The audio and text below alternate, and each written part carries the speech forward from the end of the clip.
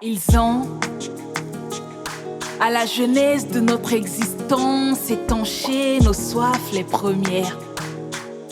Agrippés à leur bout, notre monde prenait ses couleurs les plus belles.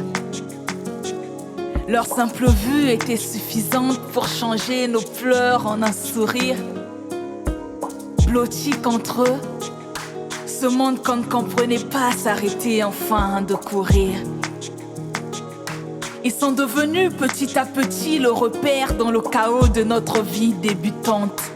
Entre les sourires qui défilaient sur le berceau, les bains et les piqûres chez le médecin, le moment de la tétée restait invariablement la seule constante. Ils sont devenus au fil du temps la drogue dont on ne pouvait plus se passer. Notre première peine de cœur en ce bas monde fut d'en être sevré.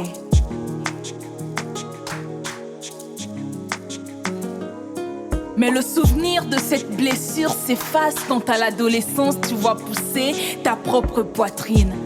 Ces deux petits bouts de chair sur ton torse qui deviennent de ton existence le nombril.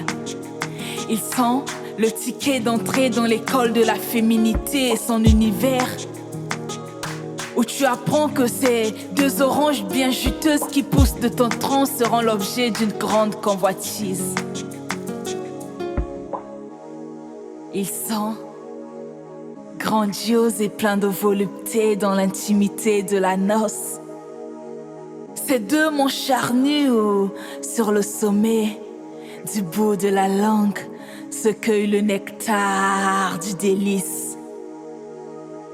Ils se dressent majestueusement en un lieu sacré